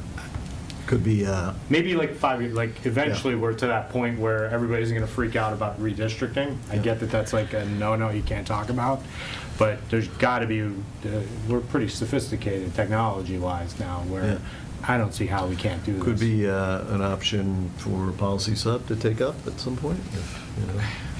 Yeah, I think they would love it. yeah. Yeah, well, I certainly would be willing to do some homework to see if there are models for it in other Yeah. communities across the state. I'm not aware of Yeah, any. we're not gonna frankly, fix it but- this year, but I just look at this kind of going like, it just doesn't make logical sense to me. Yeah. Knowing how I mean, we're not a big community. I Right. mean, Right. you know, and, you know, some parents may prefer their child to go to Yeah. a different elementary school, or middle school for that matter, so. In the back. That was it, really wasn't a question, it was think- really Yeah. just, Yeah. Observation. Yeah. Other questions and/or thoughts? Anything that anyone who's visiting tonight would like to add to the discussion? We've kept you over there for such a long time, so if there's anything that you'd like to come forward and make note of, or anything you want to draw our eye towards? Anything I missed, anything you want to underscore, feel free. Can I underscore one more thing, Yeah. just for everybody, because I have many conversations around the community. This is going to be very consistent the next years kind of going forward. We have very big contractual obligations. So as you see these coming to you, where you're at $1.26 million contractually, and then $160,000 in utilities, you really don't have a choice in those unless we don't run the temperatures we want in the schools for our children. So, you know, you add those two together, that's more than what the town is giving the schools. So we're in a corner not only this year where we got to kind of figure out how to make this work, and we will. Everyone's going to figure it out, but you're going to have to make choices. This is going to be consistent the next couple years more than likely. So, you know, with these escalated costs, both for everyone who works at our schools, but also for just utilities, that most people don't realize how much more we're paying for utilities one year over another. Yeah. And we're not really getting anything more. We're getting the same heat. You know, it's no different than your own house. I think So- you're right. I think some of the challenges we're seeing this year will get repeated in future It's- years. And it's- some of it is that the Student Opportunities Act, which fueled a lot of the Chapter 70 increases, it's starting to feel like that's been fully funded. Yep. You know, I think we got to do some more research on that, and sometimes revenue sort of lags behind costs anyway, so it's Yeah. going to be a challenge. And we can only tax so much in the town of Long Meadow, which is why this isn't a plethora of funds. There's a limit to how much there is, and the town has to deal with that. So we're asking for one of the highest amounts that we've seen the last 2 years that we have over the last, you have a slide up there that shows it, you know, so we're asking for a lot. The town's been delivering, but we're gonna have to continue to ask for it, you know, just to level fund, so. We'll have to communicate that to make sure that people understand the necessity of it, so it'll be a great opportunity for us. Other things, thoughts? Just being my Notes. first go at this, the additional consideration slide, you know, for the remaining potential investments, do we have ballpark figures for these that come up later in the, you know, as we go further into the rounds of this? So the elementary literacy adoption, I think it depends on the program. Okay. I think we're seeing the costs associated with an adoption will be significant. Could be, depending on the program that's adopted and the components that go with it, could be anywhere from, it's a wide range, but anywhere from $325,000 up to $800,000. Okay. Or more. So, you know, we're working through that, and so I think we'll have a better sense of that, but it will take months really for us to pin that down. But So we'll be making a recommendation before we have like hard numbers on some of these additional points. That's something, we'll have to think about the mechanics of that, particularly if we were to exercise the town meeting option. Okay. The investments, the costs associated with investments in behavioral supports, we've talked about the concept of student support centers, you know, a place, a room that, let's say, is staffed by a school counselor, paraprofessional, an RBT, a behavioral technician. There's different ways you could staff it, but if that were talking about a student support center at each of our schools, that's a significant investment. No, definitely. And that's actually the one that I'm thinking about is, to help, explain the need for this, making it more tangible with a figure, just so we can do our best to fit everything in. We can, at the public hearing on the 6th, we can try and put a little more meat on those bones. I know that's a lot, that's a big ask. It's not like you can just dream up these numbers, but I mean, I just didn't know if we had ballparks, a range that we're trying to budget for. Athletics, I mean, we're largely we make a increased effort from the general fund, but we still offer athletic services that are supplemented to a great degree by user fees, gate receipts, the generosity of booster clubs. So that's something that I know that Finance Sub has been talking to us about, that is about, how can we make a greater effort so as to, potentially lessen the obligations to families. Mm-hmm. I think we're fully sensitive to that. Curriculum renewal, right now, there is a line item in your budget, $50,000, I think. I think that's an area that we would need to increase that if we were truly to fund a curriculum renewal cycle where, let's say, at every grade level, every discipline has a curriculum renewal or adoption every 7 years, let's say.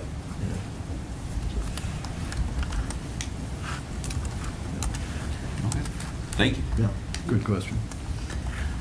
Other thoughts? I just have a quick question on, do we know yet where what department that LHS 0.5 reduction will be coming out of, or is that something that has to wait for course signups? Yeah, we would wait for course signups to see, where that would best be placed. Okay. Yeah.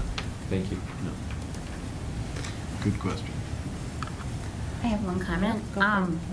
I was just thinking about it when you were talking about more information about the elementary literacy adoption and how it says that's the words there, but you were talking about how it goes from kindergarten to 6th grade and it includes reading and writing. And so I was thinking maybe we could change that on there so that when this does go to public speak, or if we do have to explore different options for funding the curriculum adoption, that it's a lot clearer that it's more expansive than just K through 5 and it's not just reading. Yes, for sure. Yep. Marty, can you just clarify for the community that it's just K to 5? Oh, it ELA is? curriculum? Yes, this is just K-5. Oh, you yeah, said I'm sorry. K through 6 earlier. Did I say K-6? Okay, I'm yeah. sorry. My It's apologies. okay, K-5. no problem. K-5. Yep, thank you. Thank you. All right, other thoughts? Again, we're going to talk about this a lot over the next several weeks, so we'll have a chance to come back to it. Next week, February 6th, will be our public hearing. We encourage folks to come on out. If you're not able to join us, send emails, reach out to administrators in the meantime, and find out a little bit more about where we are, and we'll pick it up again next week. All right. We are headed forward then into administrative reports. School committee chair report, I only have one thing. We've had a lot this week, so we'll keep these brief, which is that we will have 2 school committee positions up for election in this year. The election is June 11th, I'm pretty sure, and the papers are available, so if anyone is looking to run for school committee, the deadline to pull nomination papers is March 1st, and the deadline to submit your form with all of the signatures is March 5th. That's all I've got for tonight. I'll turn it over to you. I'll pass. Also good tonight?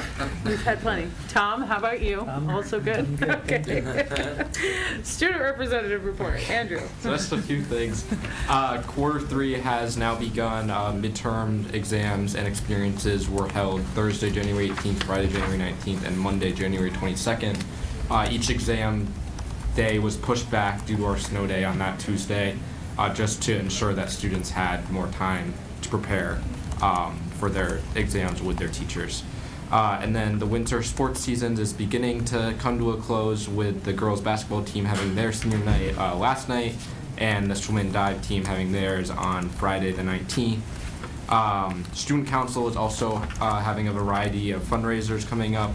There is a Red Robin fundraiser in Enfield on February 15th. Frankie's Pizza on February 20th, Batch on February 28th, and Chipotle in East Long Meadow on March 3rd. Also, many LHS students today were handed these like Jersey Mike's coupons that give you basically a $3 sub, and all of those proceeds from those coupons will go to the store's library.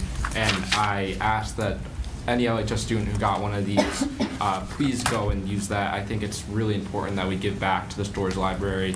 They open up their library to us late at night, right before midterms and finals, and I think they've done so much for our community, and it's really important for us to give back. And then some members of student government are preparing to attend the Massachusetts Association of Student Councils Spring Conference in Hyannis, and this will be on March 6th through the 8th. That's all. All right. Wonderful. Thank you. Okay. Other reports. LPVC. Mary, welcome. Unfortunately, our meeting date was changed and I was unable to attend the last reschedule. So I don't have a report for this week, but I will get back to you next month. All right. Sounds good. Energy and sustainability. Anything? I did not make it to the last meeting, but we successfully coordinated the upcoming presentation on composting, which is set to be exciting, and that'll be great. I think that's on the 6th of February at our next meeting, if I'm remembering correctly. I think so. Yes. All right. Seal, Michaela. Yeah, there's a meeting on February 14th, a presentation from the Federation of Children with Special Needs, and they're going to be presenting all about 504s. So it's on Zoom. You just register in advance, and I've been going to all the presentations on the Federation of Children with Special Needs, and they're so informative. And Nicole Paris-Crowe always comes and fields questions and kind of relates things back to the district. And last time Nilda Azari came too, so it's a really good time. I learned a lot, always. Awesome, thank you. Middle School Building Committee update. We met today with the Massachusetts School Building Association for our designer selection panel and moved 3 firms onto the interview round. Those interviews are scheduled for February 13th, so looking forward to hearing more from each of the 3 firms. It was a really exciting meeting today, and looking forward to the next round. Subcommittee reports. Finance sub. Jamie. Yep, we And/or met. Tom. We met in the morning on January 23rd. Reviewed all the budget documents as well as the ELA and athletics. Nothing really to report out on in addition to what we already spoke about the budget. Just have a couple of different topics that we've been reviewing for a number of months now. So, All right. and we'll continue to report back. Sounds good. Policy sub. Back to Michaela. Yep. So we have 2 things to talk about tonight. One is the cybersecurity policy that was posted to the district website to solicit public input. The only input received was to recode the policy to be in line with the Massachusetts Association of School Committees sample policy. So we're recommending a motion to Approve that policy? Yep. Yeah. All right. Yep. We have a recommended motion. If anyone would like to make that. just make it even more distinct. Yeah, absolutely. I move on the recommendation of the policy subcommittee and the superintendent that the school committee adopt policy EHAA cybersecurity as presented. We have a motion. Do we have a second? Second. Thank you. Any discussion about this policy? All right, we've been through the 2 rounds, and we are ready to take a vote then. Zach? Yes. Adam? Yay. Michaela? Yes. Mary? Yes. Jamie? Yes. And yes for me as well. Anything else from policy sub? Yep. The policy subcommittee will also present 3 policies for the first reading. Policy IG, curriculum development for elimination. Policy IGA, IGD, curriculum development and adoption. And policy IGB, support services programs. All right, so these are presented for first reading? Yep. Tonight? And we will circle back to those. Those will be posted? They already are. They already are. Look at that. Perfect. All right. Anything else? Nope. All set. All right, curriculum sub, I know is, I think, in the process of moving I forward. believe we with the meeting. scheduled a meeting, didn't we? February 5th? 5th? Yes. Did we? Okay. Is it or was it policy? I couldn't remember. Yeah, that might be policy, that's because I'm on policy. curriculum sub, and I didn't hear about Yeah. that one. That It one's is policy. I just Yeah. got Yeah, mixed it's up. policy, not, Okay. there is no curriculum, I'm Okay. sorry. So, planning then for a meeting for curriculum sub. Still underway. And evaluation sub, no report right now. No ongoing business, and that brings us on to new business, which is our calendar. All right, To for know you your would- consideration, a 24-25 school year calendar. It's in most respects, a fairly standard, familiar calendar. When I explain calendars, I think the starting point is always to think about the first day and the last day. So this would have the first day for students to occur on September, nope, August 28th, August 27th. There you go. Thank you. I'm stuck in budget mode. It's getting late. Yeah. Thank you. We would proceed, those would be preceded by some professional development days for staff. The last day of school, barring snow days, would be June 12th. If there were snow days, then it would extend the year by the corresponding number of snow days. What's different about this calendar is that it introduces 2 half-days for staff for curriculum work and professional development. Next year, we anticipate it being a busy year with the K-5 elementary adoption, with some follow-up to the NEASC report at the high school, with some middle school visioning, with the new IEP form that is being rolled out. So there's plenty to do, and we think that we'd like the committee to consider supporting those 2 additional half-days for curriculum work. So open to your thoughts or feedback or questions. So how many half-days total are there in the calendar? Counting, if you, so 2 for, this would propose 2 for curriculum work / professional development. Mm-hmm. We have 2 that are associated with Thanksgiving and the last day of school. Mhm. That's 4. And then there's 4 that are tied to conference time at the elementary and middle level. So it'd be a total of 8 half-days. And those are, just as a reminder, 2 of them are at the middle school and 2 are at the elementary? Or? Two fall conferences at the half-day conferences at the elementary and middle, and then 2 spring half-day for conferences at the elementary and middle. So those are the 4 total for all students at those 2 grade levels. I will add in that I appreciate seeing that those half curriculum days are neatly backed up to either already existing long weekends or regular weekends. Makes it a smidge easier to sort those into the calendar. All right, we'll open for discussion, thoughts, comments, questions, and/or possible motions.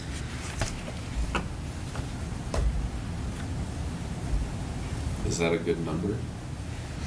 Of? Half-days?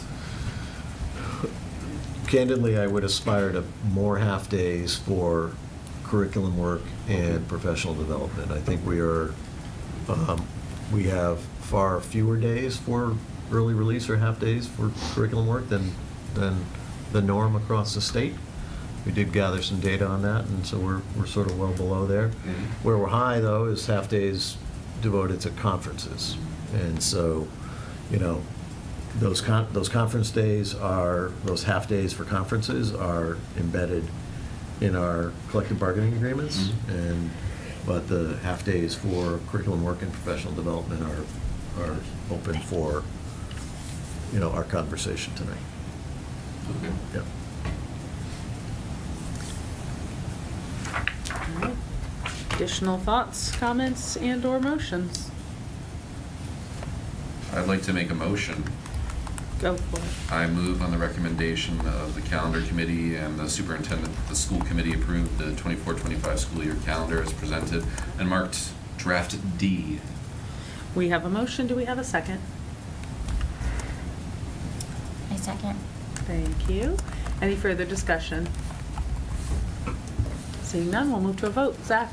Yes. Adam? Yay. Michaela? Yes. Mary? Yes. Jamie? Yes. And yes for me as well. All right, we have a calendar.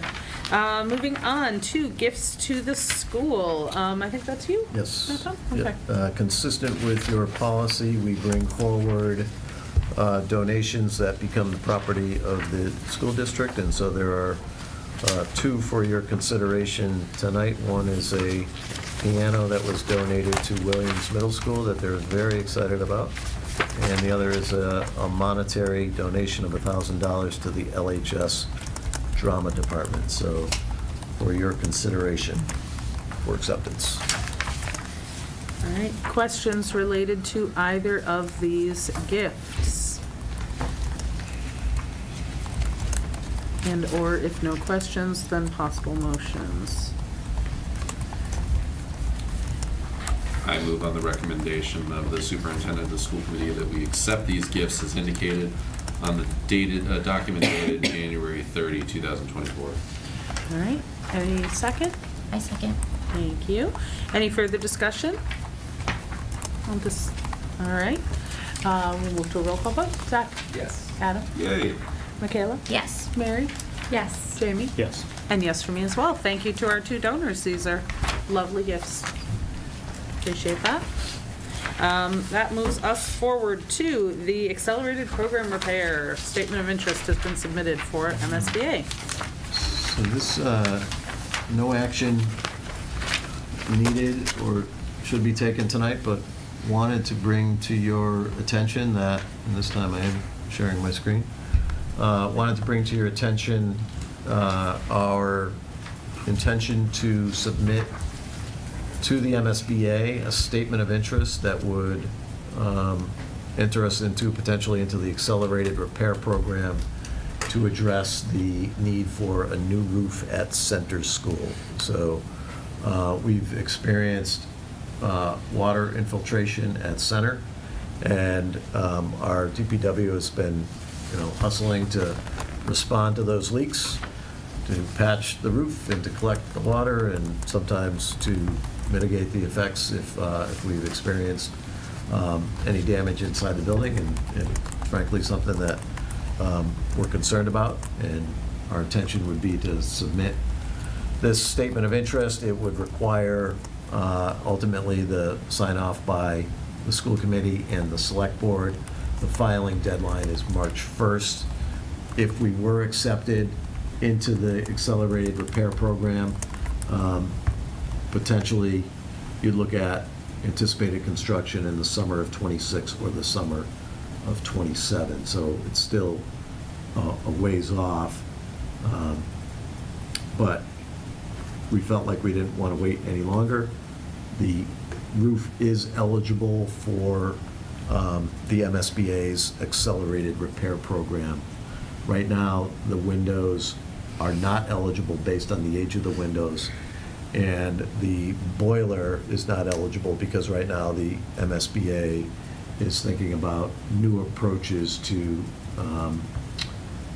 new energy efficient approaches to heating and cooling buildings. So that part of the accelerated repair program is on hold, but we are eligible to submit for the roof. So wanted to give you an opportunity to review some information I put in your packet and see if you had any questions tonight, but our hope would be that we bring a statement of interest to you at your February 13th meeting. We have been in touch with the town DPW and the town manager on this as well.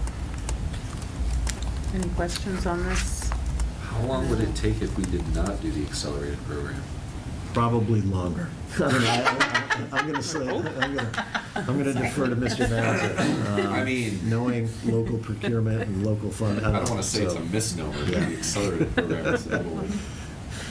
Yeah, I mean, it's hard to say. I think the biggest issue would be the funding of the total cost. Okay. That building has, a portion of it is slate roof on both buildings. Looks lovely, don't you? It does look very nice, but it is original to the building, which dates back to around 1920 or so, Okay. 1930. So the slate, from what I understand, is definitely in need of repair. Pieces are coming loose, falling off, penetrating the membrane roof, which is causing some of the leaks. So I believe it is a significant project in terms of the price, in the millions. Okay. And while we say potentially, again, assuming that we're invited into the accelerated repair program, while we say construction anticipated in the summer of '26, there's certainly a lot that happens as a lead up to that, all the feasibility work, the design work, and the procurement work. So it is a long process for sure. Yeah.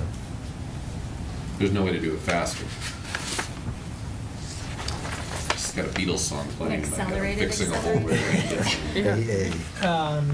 Again, I think if there was a funding mechanism available, you might be able to shave off some time.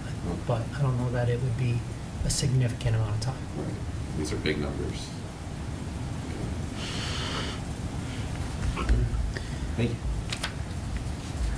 All right, so no action needed on that for now. Any further questions related to that? Yep, ma'am. Just one. The windows are too old, I'm assuming? They're not old enough. Oh. Haven't they heard about our windows? I know. We're about 1 year away from Okay, next year. from the So windows close. being Yeah. eligible for the accelerated repair program. 30 years on Windows. Could we put in an application on them, knowing that this would take until 2026, at which point they would definitively be old enough? I believe we were advised that it would be ill-advised to submit for a project that doesn't qualify based on the age of the It asset. has to qualify when the application goes in, not when the That's- project would happen. That's our understanding. As we know Gotcha. from our meeting today, the Yes. MSBA is very, very prescriptive and Yes. regimented in their practices. Yes. So, yeah. All right. Any further thoughts? Moving on then. We have some overnight field trip requests. I think a couple of them, actually. One preliminary and one, Yes. two. A preliminary, seeking your preliminary approval on an LHS Key Club trip to a Key Club conference to be held actually in Springfield, Mass., but it goes into the wee hours, I'm told, and so it would be an overnight field trip that we would seek your preliminary Yeah, approval on. and I was a little confused by this one. It says April 5th to 7th. Are they staying at the hotel in Springfield from the 5th until the 7th? That's why it's an overnight one. They're actually staying, okay, because then it said ending at 12 PM, and I was like, is that supposed to say AM, or? No, it's like It's 12 Friday PM on the to- 7th. yeah. They're leaving at 3 PM on the 5th. They'll be back. the Yeah. day. Gotcha. Thank you. And so a preliminary approval, that really just gives us the green light to go ahead and secure permission slips and all the logistical arrangements associated with that field trip. All right. We'll take these one at a time then. This is the second one for motion. Does anyone have any questions related to this for the Key Club? And if not, then we will take a motion. I'll take a motion. Or we're not doing all of them at once. Nope. This is the second motion down. about Key I Club. move that the school committee approve a preliminary request to secure prices and make arrangements for students from Long Meadow High School Key Club to travel to the Springfield, Massachusetts for the district educational conference on April 5th through 7th, 2024. All right, we have a motion. Do we have a second? Second. Thank you. Any further discussion? Move to a roll call vote. Zach? Yes. Adam? Yay. Michaela? Yes. Mary? Yes. Jamie? Yes. And yes for me as well. Next up, is this one preliminary? Or Yeah, I was going to say, ready? is this preliminary or final? I think this might be final. It's preliminary, it could be preliminary in the sense that there's another meeting before the students leave on this trip. But right Yeah, now this it's one is preliminary, but So we would just bring it back to the next school committee meeting Yeah. prior to the trip. So this is a trip for LHS Lyrics to go to Providence, and they would be involved in some performances at the Rhode Island Convention Center, and also a trip to Foxborough High and Harvard University, February 29 to March 2nd, and seeking your preliminary approval on that trip. Okay. Any questions related to that one? Good. Seeing none, I'll entertain a motion. Okay. I move that the school committee approve the preliminary request to secure prices and make arrangements for students from Long Meadow High School to travel to Rhode Island Convention Center, Foxborough High School, and Harvard University on February 29th, 2024 through March 2nd, 2024. We have a motion, do we have a second? Second. All right. Any further discussion? Seeing none, we'll move to a vote. Zach? Yes. Adam? Yay. Michaela? Yes. Mary? Yes. Jamie? Yes. And yes for me as well. And now this one's not preliminary. Another one. Final, seeking your final approval on an overnight field trip to Japan. This is a group of students that would travel to Takikawa, Japan, on April 10th through April 21st, 2024. Back in February 23, the committee had given preliminary approval for securing pricing and planning. All right. Any discussion or questions on this? Only 12 kids wanted to do this? Normally, it's a bigger group, I think. I would've- Yeah, God, I yeah. It's very exciting. I think foreign travel in general is, I think people Yeah. are looking at it through a different lens maybe nowadays, and it's costly. Fair point, fair True. point. Yeah. So the number is already, because this is a finalized one, that's already, Correct. okay. All right, we have a recommended motion. I move on the recommendation of the superintendent that the school committee approve the overnight field trip for students from Long Meadow High School to travel to Takikawa, Hiroshima, and Kyoto, Japan on April 10th, 2024 to April 21st, 2024. We have a motion, do we have a second? Second. All right, any further discussion? I appreciated the accent. That was very well That was done. well done. Yeah, I know. How'd he go? Very impressive. All right, we'll move on to a vote then. Zach? Yes. Adam? Yay. Michaela? Yes. Mary? Yes. Jamie? Yes. And yes for me as well. I'm excited to see this back in front of us. It's been a while. It's nice to see it up and running again. All right, we are moving on to our next topic. We have a foreign exchange student request. Yes. Who's taking that one? So, Mr. Landers has received a request for an exchange student for the 24-25 school year, and he has reviewed the application and looked at it against your policy JFAB. The application meets his standards, and the exchange agency meets the standards of your school committee policy on this. And so, with enthusiasm, I'm here to recommend that you approve the request for replacement of the foreign exchange student in the 24-25 school year. All right. Questions and/or motions?